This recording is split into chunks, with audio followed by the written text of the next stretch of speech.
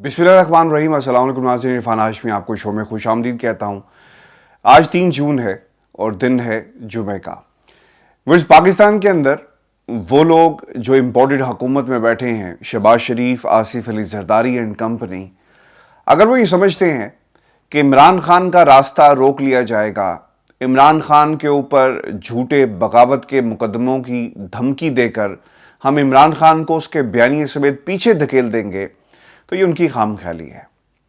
इमरान खान साहब के जलसे छोटे नहीं, सुकड़ नहीं रहे, बल्कि इन जलसों की तादाद में इजाफा हो रहा है। लोग बुनेर जैसे इलाके में, जहां पर जो पॉपुलेशन है वो इतनी ज़्यादा नहीं है, इसके बावजूद इमरान खान की एक झलक देखने के लिए वहां पर पहुंचे।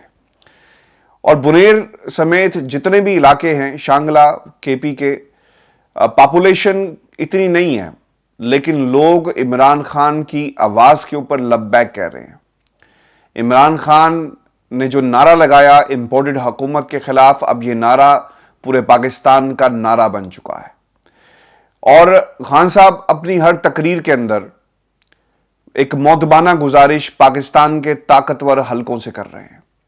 और ये मौदबाना गुजारिश है कि इस मईशत को सहारा देने के लिए सिर्फ सिविलियन हुकूमत का किरदार नहीं होता, बल्कि पाकिस्तान की जो फौजी क़यादत है, इसको भी अपना भरपूर किरदार अदा करना चाहिए। और व्यूअर्स, ये खान साहब क्यों बार बार कह रहे हैं? आज की जो बुनेर की तकरीर थी, इसके अहम निकात पर बात करने से पहले मैं सिर्फ एक बैकग्राउंडर आपके सामने रखना चाहता हूं। 2017 की बात है और 2017 के अंदर आर्मी चीफ हैं कमर जावेद बाजवा साहब, जनरल कमर जावेद बाजवा, और आप मुख्तलिफ सेमिनार्स में खिताब कर रहे हैं, मोबिलाइज कर रहे हैं लोगों को जिनका ताल्लुक इंडस्ट्री के साथ है, जिनका ताल्लुक पाकिस्तान की बड़ी बड़ी इंडस्ट्रीज के ये जो रूह रवा हैं उनके साथ है। माशी इस्तेहकाम कैसे मुल्क में लेकर आया जाए, और जितनी भी इकोनॉमिक लीडर्स, यानी इकोनॉमिक फ्रंट के ऊपर जितने भी लीडर्स हैं, इनको एक पेज पर लाना बहुत ही जरूरी था। ऐसी पॉलिसीज बनाई जाएं जिससे मुल्क के अंदर एक्सपोर्ट को फायदा हो, दुनिया के अंदर मुख्तलिफ बंडियों की तलाश की जा सके, दुनिया के मुख्तलिफ ममालिक के साथ जहां पर हमारे अच्छे ताल्लुकात हैं, और खुसूसन पाक फौज के ताल्लुकात हैं, इन ताल्लुकात को इस्तेमाल करते हुए एक सपोर्ट हासिल की जा सके। 2017 के अंदर जब पाकिस्तान के मुआशी जितने भी माहिरीन थे, उन्होंने कहा कि नून लीग की गवर्नमेंट ये जो इकोनॉमिक माइंस बिछा के गई है, अब आहिस्ता आहिस्ता फट रही हैं। और जब पाकिस्तान तहरीक इंसाफ की हुकूमत आती है, तो ये हुकूमत पिछली हुकूमतों की शक्ल में या की निस्बत ज़्यादा कम तजर्बाकार थी। पहली बार हुकूमत इन्हें मिलती है, तो शायद इतना आसान नहीं था इनके लिए कि उन्हें वो सपोर्ट मिल सके, या इनके पास वो तजर्बा नहीं था कि समझ सके कि निज़ाम कैसे चलाना है। और इस बात का जिक्र बहुत दफ़ा खान साहब ने खुद भी किया कि हमें 100 दिन पता ही नहीं चला कि हमने करना क्या है, लेकिन अल्लाह की मदद आती है, मुल्क की जो मईशत है उसमें एक इस्तेहकाम आया, और पाकिस्तान के ताकतवर हलकों ने भी इस अपना किरदार अदा किया। और इंटरेस्टिंग फैक्ट ये है, और जिसकी तरफ खान साहब बार बार ये बात कर रहे हैं कि सपोर्ट ज़रूरी है, सपोर्ट के बगैर कुछ नहीं हो सकता। 2017 की बात है, जैसे मैंने पहले कहा, security economy link sky high debt worries chief of army staff, ये ट्रिब्यून की हेडलाइन है अक्टूबर 11, 2017 को।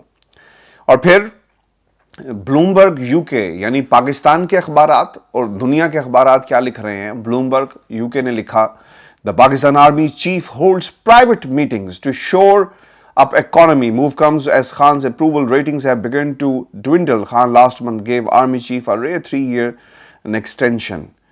फिर obviously एक सपोर्ट मांगी जाती है, जिसका जिक्र बरतानिया के अखबारात ने भी किया। आर्मी चीफ ने अपनी इन तकरीरों के अंदर दुनिया के उन ममालिक का जिक्र किया जहां पर इकोनॉमी निस्तो नाबूद हो गई। जब इकोनॉमी बेहतर नहीं होगी तो एक मजबूत दिफा किसी सूरत भी मुमकिन नहीं है। आप सवाल करेंगे اور پاکستان کی عوام ہو یا دنیا کی کوئی بھی عوام ہو کسی بھی ملک کی، وہ یہ کرے گی کہ یہاں پر کھانے کو پیسے نہیں، جس طرح حکومتوں نے کہا، ہمارے اس امپورٹڈ حکومت کے لوگوں نے کہا کہ زہر کھانے کو پیسے نہیں ہیں۔ جب زہر کھانے کو پیسے نہیں ہوں گے تو آپ کا دفاع کس طرح ممکن ہو پائے گا؟ یہ وہ بیانیہ ہے، یہ وہ سٹیج ہے ایک ڈیبیٹ کا، ایک حقیقت کا۔ ڈیبیٹ میں اس لیے کہہ رہا ہوں کہ امپورٹڈ حکومت والے نہیں مانتے، جو پاکستان کی عوام کے سامنے رکھا گیا ہے۔ خان صاحب نے متعدد دفعہ یہ بات کہی اپنے ریسنٹ انٹرویوز کے اندر بھی، اور وہ یہ بات کرتے رہے کہ پاکستان کو معاشی بحران سے نکالنے میں فوج اور صرف پاکستان تحریک انصاف اپنا کردار ادا کر سکتی ہے۔ ماضی کے اندر ہم نے بھی اپنے اسی پلیٹ فارم پر آپ کے سامنے حقائق رکھے کہ ایک پیج اب وہ پیج نہیں رہا، ایک دراڑ پڑ گئی، تقسیم ہو گئی، اور اس کی بنیادی وجہ DGISI اور پھر جو ایک تقرری تھی اس کے حوالے سے ایک ابہام جو تھا وہ پایا گیا۔ اور پھر اسد عمر صاحب کے حالیہ انٹرویو میں یہ بات اس کی کنفرمیشن بھی آ گئی، اور اب یہ کوئی ڈھکی چھپی بات نہیں ہے۔ پہلے صرف ایسا ہوا ہے، ہم لوگ ذرائع سے یا ایسے کہہ دیتے تھے، لیکن اب اسد عمر نے خود یہ کہہ دیا کہ پاکستان تحریک انصاف کی ایک قداور شخصیت نے جب وہ باہر نکلے تو انہوں نے کہا کہ اسد جی دراڑ تو پڑ گئی ہے۔ تو اس کا مطلب یہ ہوا کہ کہیں نہ کہیں ناراضگی کا ایلیمنٹ موجود ہے۔ لیکن میری پاکستان کے طاقتور حلقوں سے ایک مؤدبانہ گزارش ہے، آپ اگر کل رات سے پاکستان کی سڑکوں کے مناظر دیکھیں، پیٹرول پمپس کے اوپر حملے کیے جا رہے ہیں۔ 60 روپے یہ پہلی دفعہ تاریخ میں ہوا کہ کسی حکومت نے ملک کے اندر اس قسم کا ایک عام آدمی کو ریلیف دینے کی یہ بات کرتے تھے۔ یہ ریلیف ہے کہ 60 روپے آپ نے عام آدمی کے اوپر بوجھ ڈال دیا، اور پھر بھاشن دیے جا رہے ہیں۔ قاہرہ صاحب پیپلز پارٹی کی نمائندگی کر رہے ہیں، اور اس کے ساتھ ساتھ مصدق ملک صاحب نون لیگ کی نمائندگی کر رہے ہیں۔ قوم کے سامنے بھاشن یہ دیا جا رہا ہے کہ پچھلی حکومتوں نے یہ کیا۔ جب آپ حکومت کے اندر ہوتے ہیں تو وہ آپ کی حکومت ہوتی ہے، آپ نے فیصلے کرنے ہوتے ہیں، آپ سے پوچھا جائے گا کہ آپ اقتدار میں تھے، آپ کی پالیسیز کیا رہی۔ مجھے بہت اچھی طرح یاد ہے کہ اکنامک مائنز کی جب بھی بات ہوتی رہی ماضی کے اندر، ذکر ضرور ہوا کہ پچھلی حکومتوں نے کیا کچھ کیا، لیکن پاکستان تحریک انصاف نے اپنے وسائل پیدا کیے، ریکارڈ ٹیکس اکٹھا کیا گیا اس ملک کے اندر، اور اس پیسے کو استعمال کر کے عام آدمی کو ریلیف ملا۔ آپ نے ایک ونڈو آف اپرچونٹی کریٹ کرنی ہوتی ہے۔ آپ یہ نہیں کہہ سکتے کہ جناب پچھلی حکومتیں کر کے گئی، لہٰذا معاشی بحران سے نکالنا شاید یہ ہمارے لیے ناممکن ہو جائے۔ میں حیران ہوں، آج ملک کا امپورٹڈ حکومت کا وزیر اعظم کیا کہہ رہا ہے کہ ہمارا ہدف غربت کا خاتمہ کرنا ہے، مسائل کو قلیل مدت میں ختم نہیں کر سکتے۔ اگر آپ نہیں کر سکتے تو آپ گھر جائیں، آپ اپنی فیملی کو جو سرکاری خرچے کے اوپر ٹورز کروانے کے لیے تو نہیں ہے نا۔ دنیا کی بڑے بڑے ممالک کے سامنے اپنے خاندان کو بطور ایک ایسٹ آپ جو پیش کرتے ہیں کہ ہمارے خاندان کے یہ تمام کردار ہیں، اور کل کو اگر کوئی بزنس ہوگا تو یہ آپ کے ساتھ ساتھ چلیں گے۔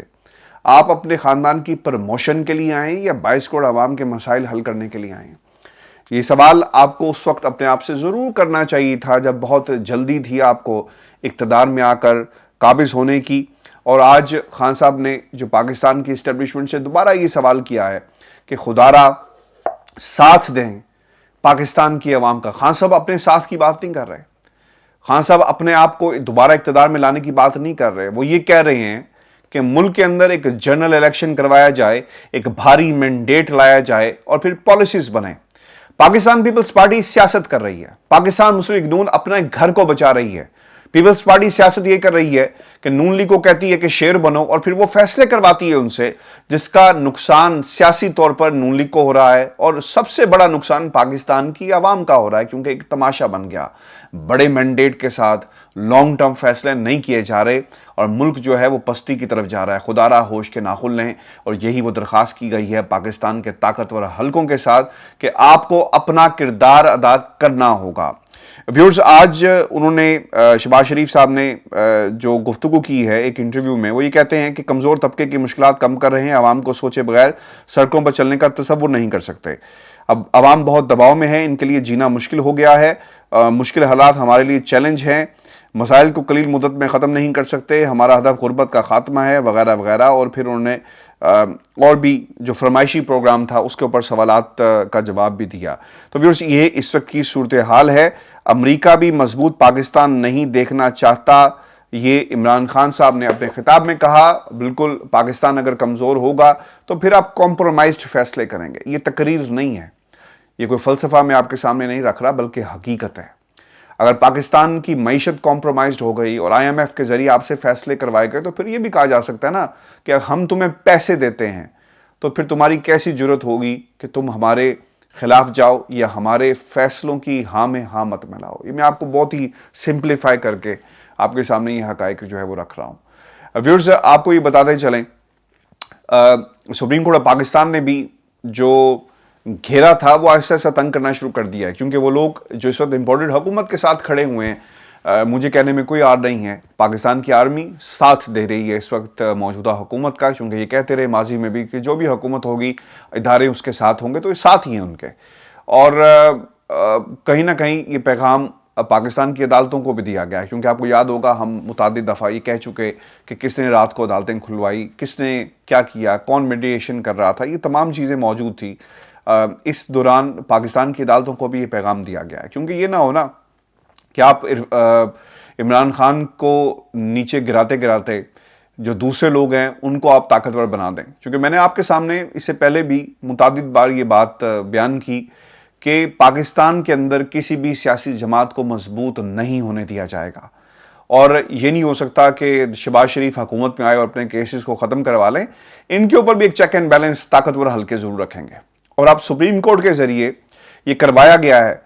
और सुप्रीम कोर्ट ऑफ पाकिस्तान ने क्या कहा, सुप्रीम कोर्ट ने एक बाकायदा तौर पर हाई प्रोफाइल मुकदमात के शवाहिद रिकॉर्ड जो है वो सुप्रीम कोर्ट में जमा करवाने के लिए कह दिया है। अटॉर्नी जनरल ऑफ पाकिस्तान को भी ये कहा गया कि नैब के चेयरमैन की तकर्री में पहले जो मेरिट को नहीं देखा गया, लिहाजा अब मेरिट को देखा जाए, और अगर किसी किस्म का प्रेशर आता है तो चिट्ठी लिखी जाए और चिट्ठी लिखकर अपना जो मुद्दा है वो बयान किया जाए। व्यूअर्स, मुल्क कोई भी हो इस तरह नहीं चलता कि मुल्क के अंदर जब आप देखें कि हालात ख़राब समत में जा रहे हैं तो आप चिट्ठियां लिखना शुरू कर दें। सिस्टम ऐसे नहीं चल सकते। ये सिर्फ और सिर्फ मेक शिफ्ट अरेंजमेंट है जो सिर्फ की जा रही है, और अदालतों को, पाकिस्तान की फ़ौज को, पाकिस्तान के निज़ाम को सिर्फ इस्तेमाल किया जा रहा है। और कोई ना कोई इस्तेमाल क्यों कर रहा है? ताकि इसको मज़ीद कमज़ोर किया जा सके।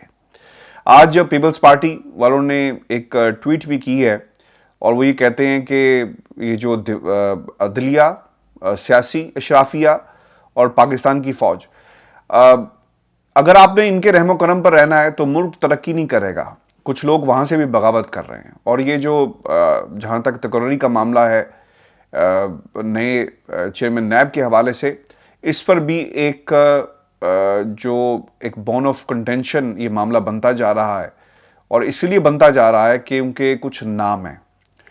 पाकिस्तान पीपल्स पार्टी जस्टिस मकबूल बाकर को बनाना चाहते हैं, और दूसरी तरफ जो शहबाज शरीफ साहब हैं वो चाहते हैं कि कोई ब्यूरोक्रेट आए। तो यहाँ पर भी मामला इतने सादा नहीं है, और एक हमें खलीज नज़र आती है।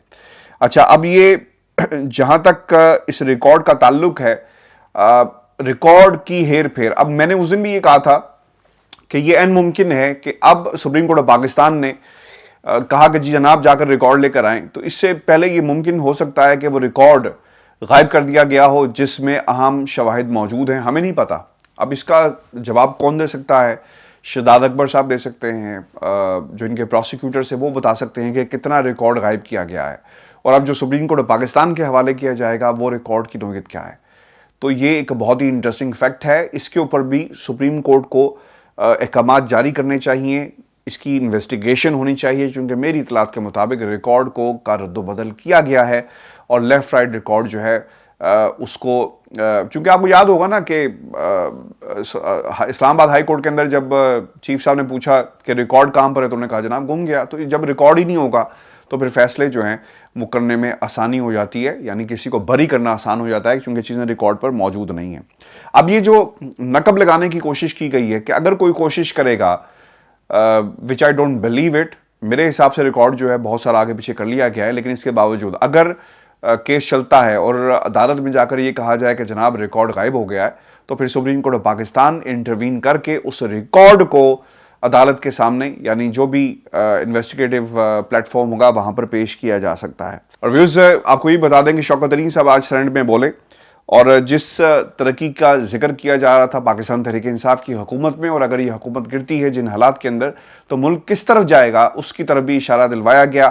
اور انہوں نے کہا کہ معتبر شخصیت سے میری ملاقات ہوئی۔ وہ معتبر شخصیت کون سی تھی؟ آرمی چیف سے ان کی ملاقات ہوئی اور انہیں اس پوری حالات کے حوالے سے بتا دیا گیا تھا۔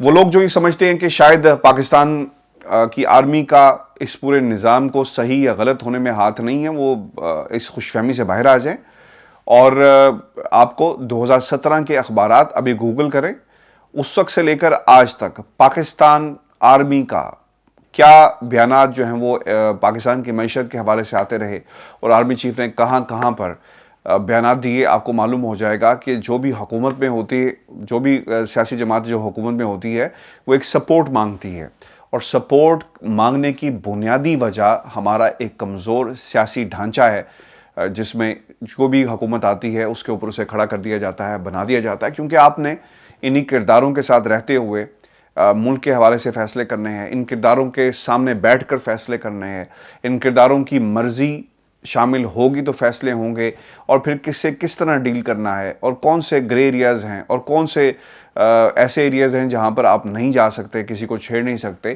اس کے خلاف فیصلے نہیں کر سکتے، ان تمام چیزوں کا فیصلہ یہ چند کردار کرتے ہیں۔